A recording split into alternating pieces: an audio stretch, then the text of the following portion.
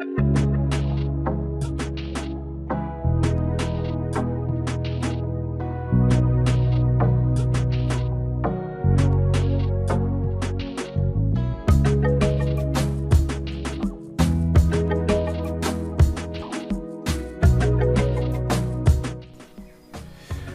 my name is Jesus is here and welcome to my channel. It's been a long time since I've done a YouTube video, but as I've recently cleared Dominator, I thought I'd share that with you guys and share some of the clears. First things first, it is very important if you want to clear Dominator that you have an A- or higher SFX with Giant Killer as one of the roles. So you're going to either need to buy one with or roll one with Giant Killer already enabled, or you can use crystal hammers to try to get Giant Killer as one of the options. If you do get Giant Killer, it will make it easier if you have something else with it as well to increase SFX's damage. The SFX here has Giant Killer and Defier together.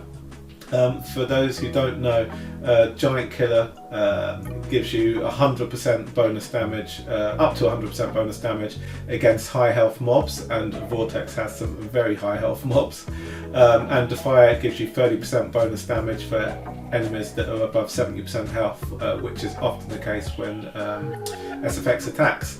So that's an interesting one. They haven't quite finished the coding, because if you kill one of the newer levels, they don't really like to give you a damage report. I mean, some of them do, some of them don't, but that one does not. I haven't killed a load of trans enemy levels. They tend to be a bit harder, but this is Dominator 5 we're starting in here, so it tends to be a lot easier and more forgiving, so you can do a few more experimental levels, and as you can see, this SFX completely overpowers it. So this is how I started doing Dominator. I was basically doing CC layering.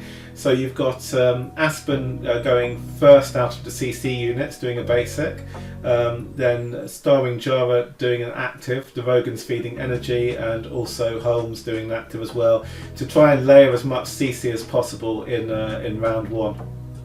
When you don't have Fortress Protection, Holmes is often not very useful after round one, but just to give you that initial CC so that SFX can get going is quite useful.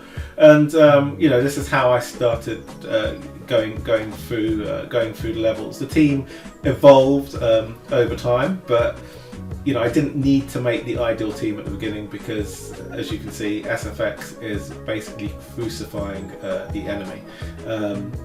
I mean, once you put Giant Killer on her, it just makes it complete night and day.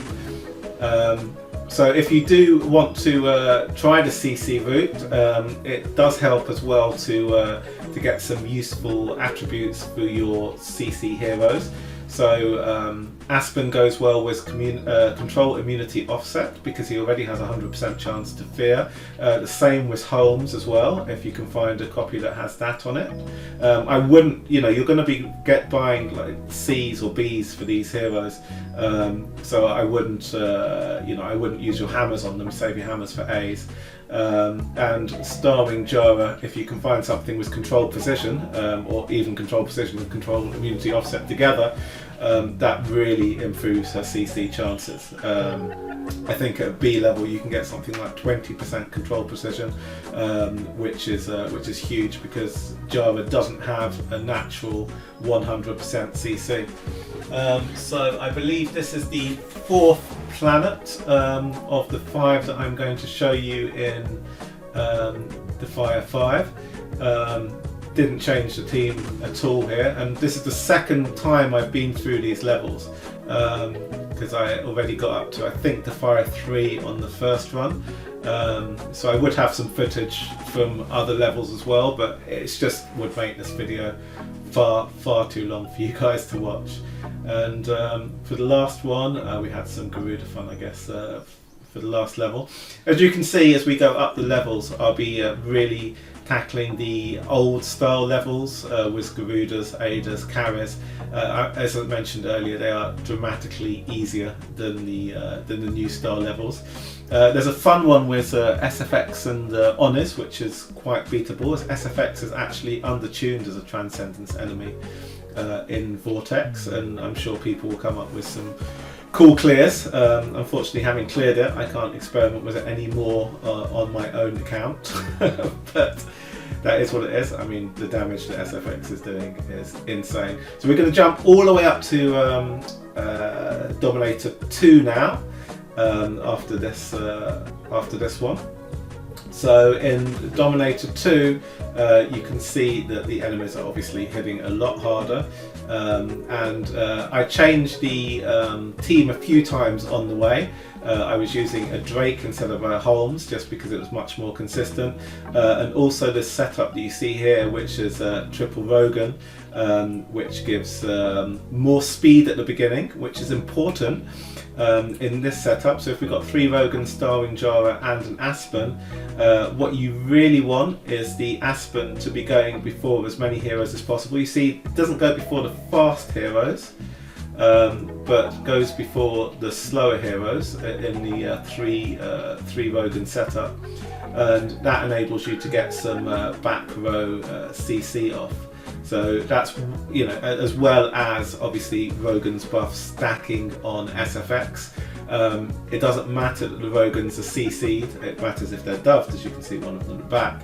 But CC doesn't matter in terms of giving buffs to SFX, so the longer these Rogans stay up, the more powerful the SFX is going to be.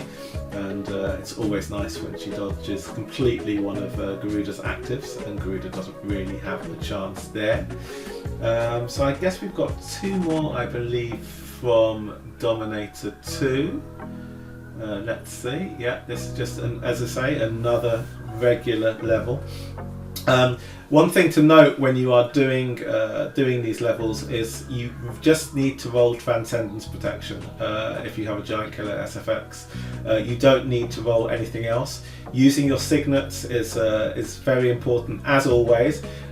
If you have amazing signet luck, then you'll be... There was a defeat there. I normally edit that out. Apologies for that. But it's always good to see what happens when it doesn't go right.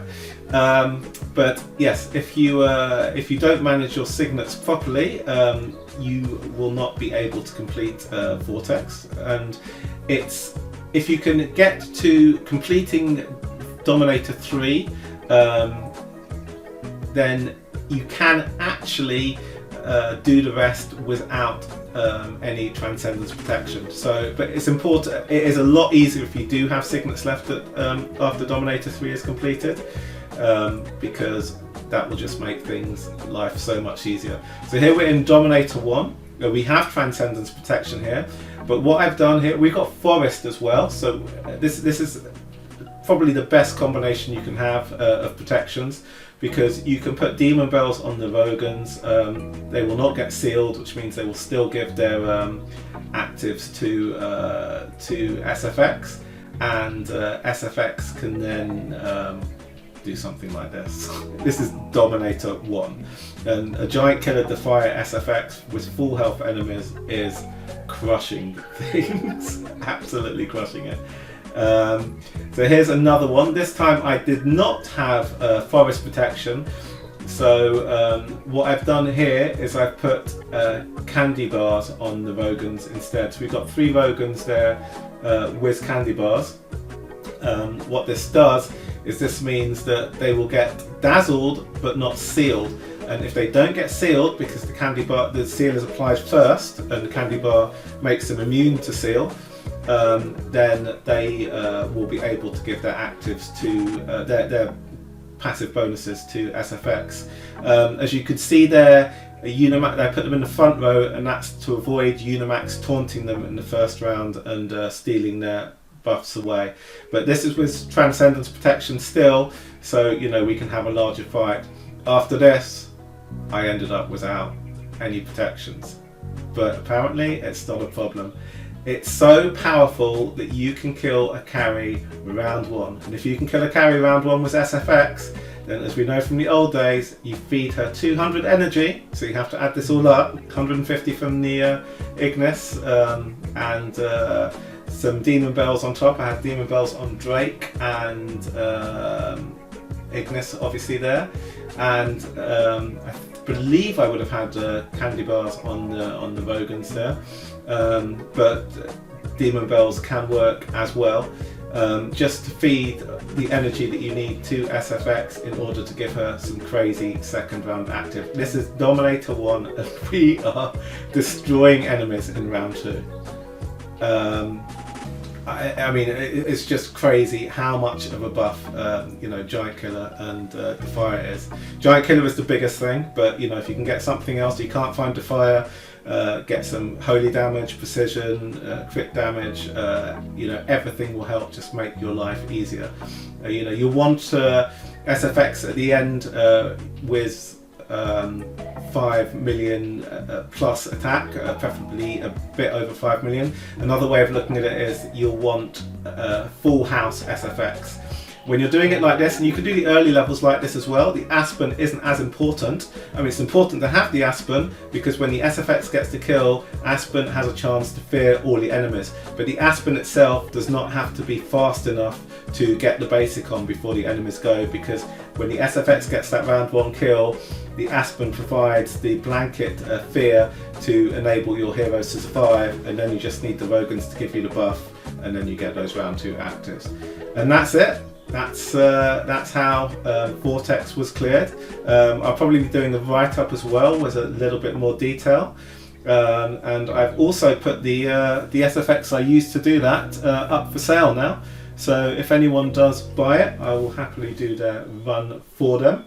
And good luck in playing in Vortex. I hope it goes well for you, and I shall hopefully come with some more content soon. Take care.